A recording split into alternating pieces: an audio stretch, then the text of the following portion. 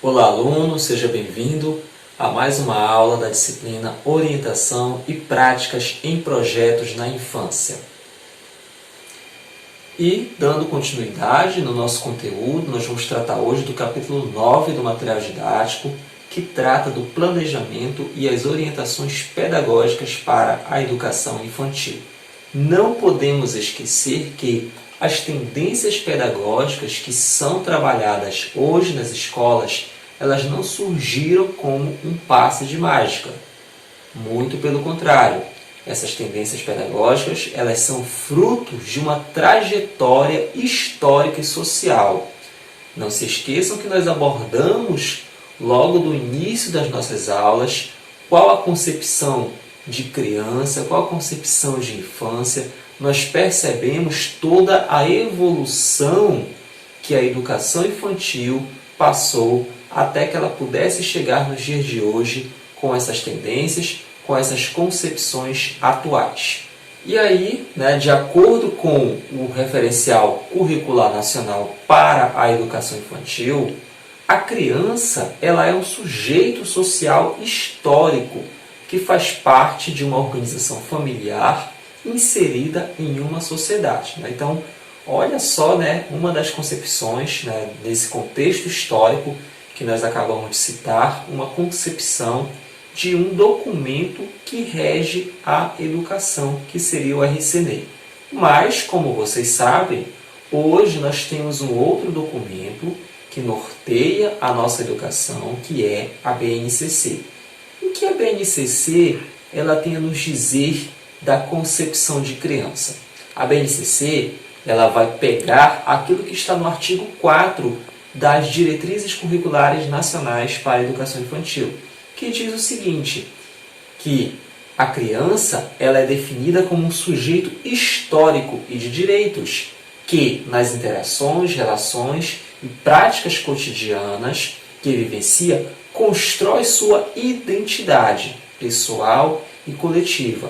Brinca, imagina, fantasia, deseja, aprende, objetiva, observa, experimenta, narra, questiona e constrói sentidos sobre a natureza e a sociedade, produzindo dessa forma cultura. Por que eu trago essas concepções para vocês? Porque eu, enquanto professor, para que eu possa planejar, para que eu possa elaborar um bom planejamento, eu não posso esquecer de quem é a criança. O que é a criança? Qual é a concepção que norteia esse indivíduo nessa fase de sua vida?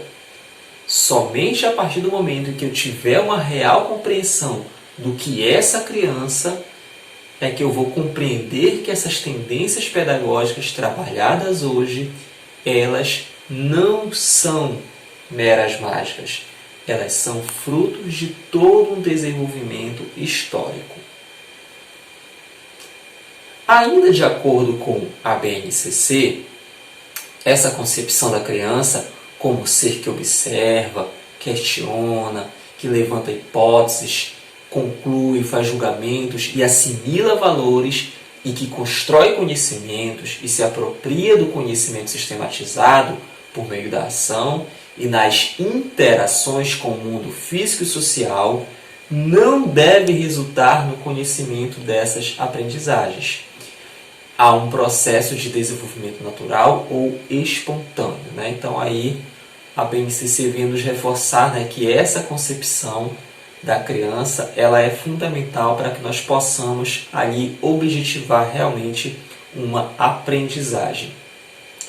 Partindo dessa ideia, portanto, o professor ele deve organizar o seu trabalho, possibilitando a criança agir sobre o ambiente, interagir com outras pessoas, pensar, resolver, testar hipóteses, ou seja, construir conhecimento e não recebê-lo de forma passiva.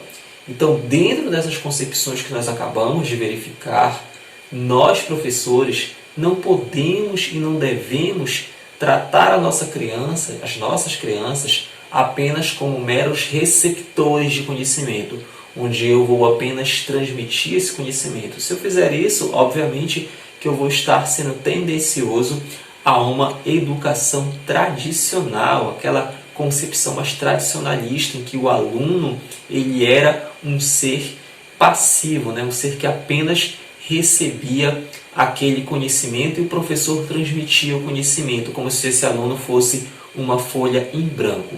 Nós sabemos muito bem que a criança ela deve ser respeitada em seu processo histórico, em seu contexto histórico. Portanto, ele não deve receber passivamente esse conteúdo, muito pelo contrário. Esse aluno, esse educando, essa criança, ela tem que ser um ser ativo dentro do processo de ensino-aprendizagem.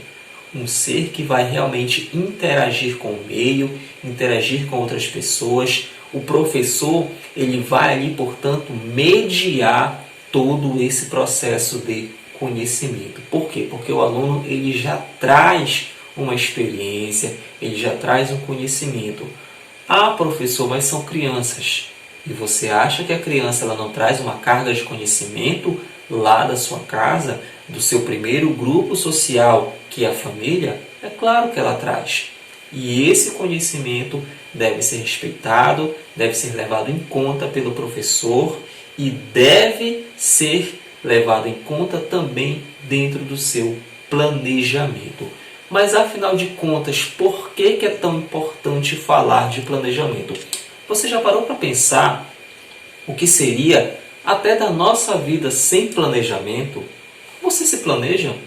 Você, quando quer alcançar algo, quando quer realizar algo, você faz um planejamento? Se você não faz, procure fazer um planejamento. Eu tenho certeza que vai se tornar muito mais fácil você alcançar seus objetivos, você conquistar as suas metas a partir do momento que você planeja. E o planejamento para a educação infantil reflete a visão que o professor possui.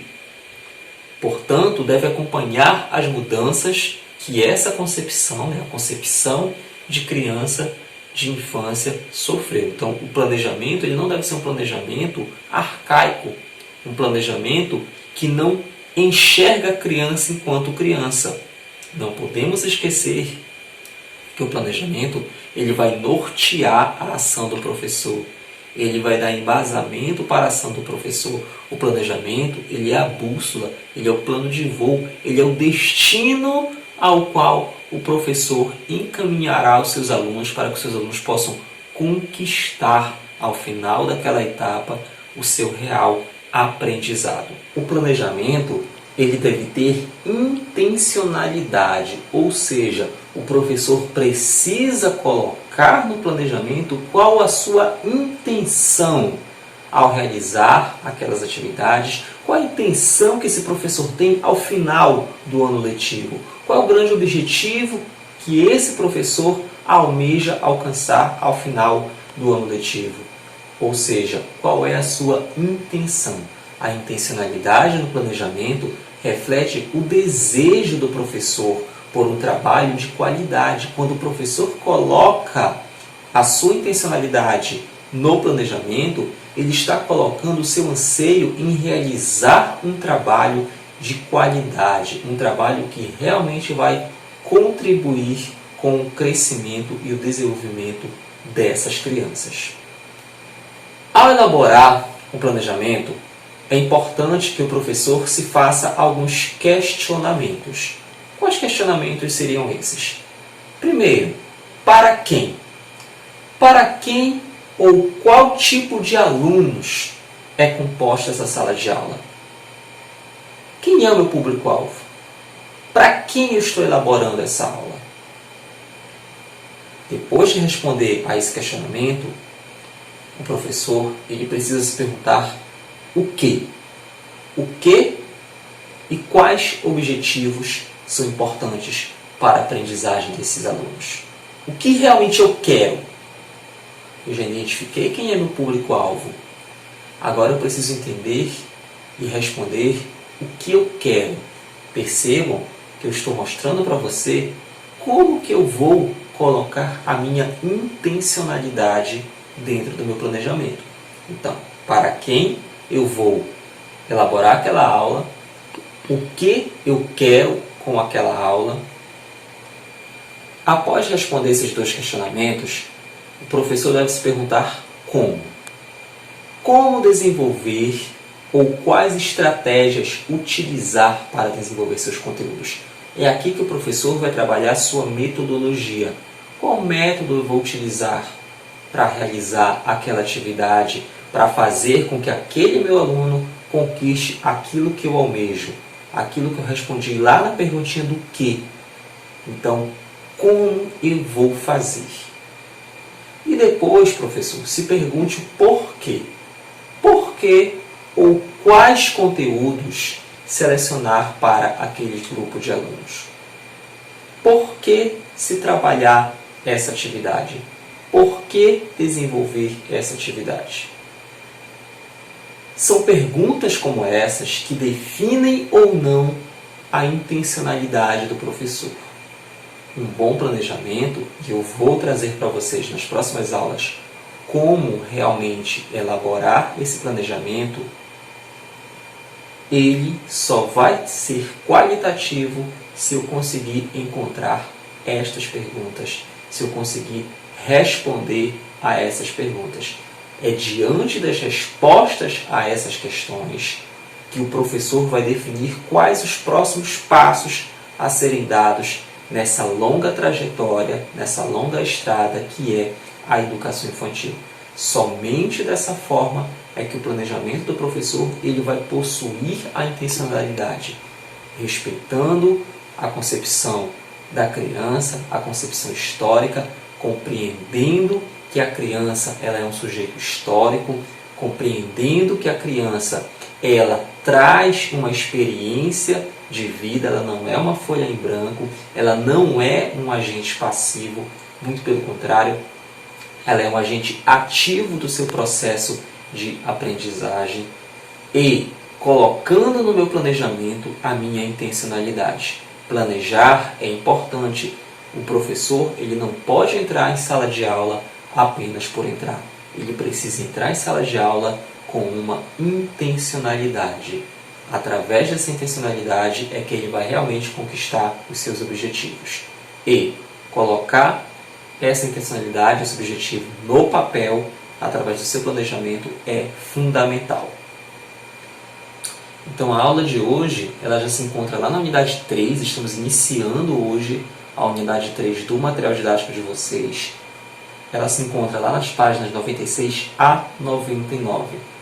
Na próxima aula nós veremos quais os tipos de planejamento e logo depois como realmente elaborar um planejamento, tá bom? Abraço a todos vocês e até a próxima. E hoje nós vamos trabalhar o capítulo 9 do material didático, que trata do planejamento e as orientações pedagógicas na educação infantil.